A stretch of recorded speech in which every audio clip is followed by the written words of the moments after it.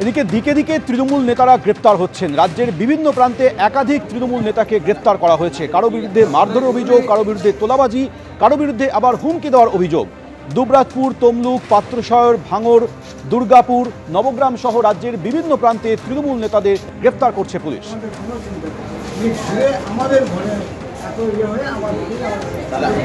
এদিকে দুবরাজপুরে এক তৃণমূল নেতা এবং তার ছেলেকে গ্রেপ্তার করা হয়েছে। দুবরাজপুরের তৃণমূল পঞ্চায়েত সমিতির সহসভাপতি এবং তার ছেলে গ্রেপ্তার হয়েছে পুলিশের হাতে।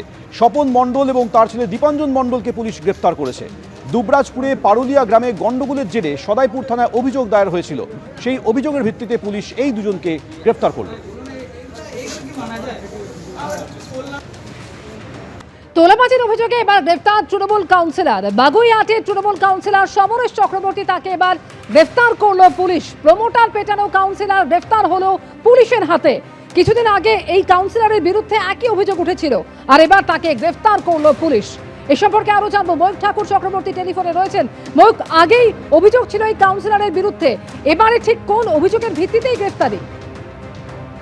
দেখো, তোমায় যেটা জানাই যে বিধাননগর পুর নিগমের 9 নম্বর ওয়ার্ডের তৃণমূল কংগ্রেস কাউন্সিলর সমরেশ চক্রবর্তী কিছুক্ষণ আগে তাকে বাগুইহাটি থানার পুলিশ আধিকারিকরা গ্রেফতার করেছেন এবং তার বিরুদ্ধে মূলত যেটা অভিযোগ, ঘটনার সূত্রপাত 2024 সালের ডিসেম্বর মাসে তিনি একজন প্রমোটারকে মারধরের অভিযোগ তার বিরুদ্ধে ছিল। তার এগেস্টে বাগুইহাটি থানায় এফআইআর হয়। দীর্ঘদিন ভিন রাজ্যে পালিয়ে গেছিলেন এই সমরেশ চক্রবর্তী এবং এই অভিযোগের পরবর্তী ক্ষেত্রে কিছুদিন আগে যেটা জানা যাচ্ছে যে সমরেশ চক্রবর্তীর বিরুদ্ধে ফের তোলাবাজির অভিযোগ সামনে আসে এবং সেই অভিযোগের প্রেক্ষিতে এফআইআর রেজিস্টার হয়।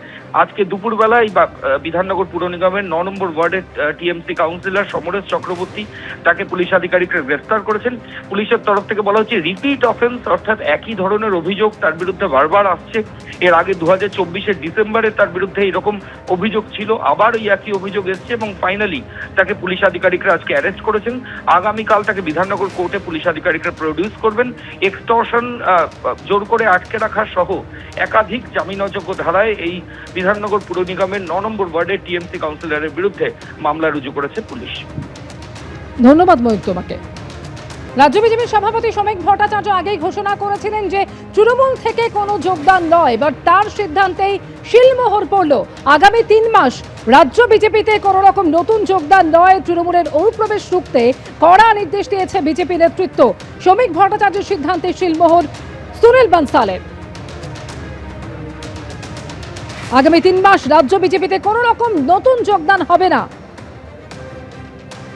টেলিফোনে রয়েছেন আমাদের সঙ্গে প্রতিনিধি শিবাশিস মৌলিক। শিবাশিস, কি সিদ্ধান্ত হয়েছে? দেখো, এর আগে শ্রমিক ভট্টাচার্য ইঙ্গিত দিয়েছিলেন যে এখন বিজেপিতে কোনো যোগদান চলবে না।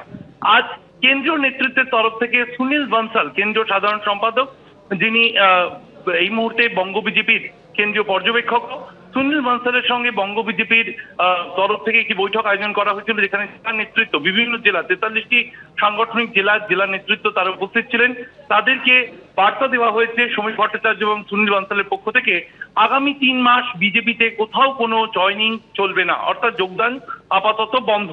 কারণ কোট আনকোট তৎকাল বিজেপি হিসেবে গণনার দিন থেকেই দেখা যাচ্ছিল কিছু মানুষ তারা গেরুয়া আবির মেখে তারা বিভিন্ন জায়গায় বিভিন্ন ধরনের বিতর্কিত বিষয় জড়িয়ে পড়ছিলেন। বিভিন্ন জায়গায় পার্টি অফিস দখল থেকে শুরু করে বিভিন্ন ইউনিয়ন নতুন তৈরি করা, এই ধরনের অভিযোগ উঠে আসছিল।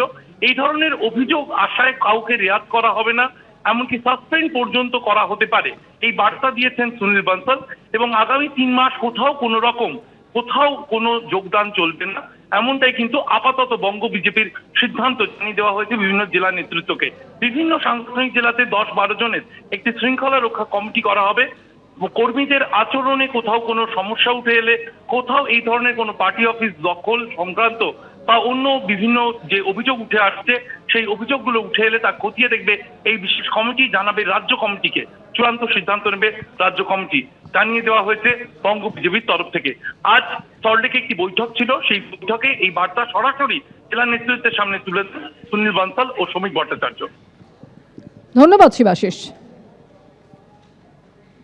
এবিপি আনন্দ, এগিয়ে থাকে, এগিয়ে রাখে।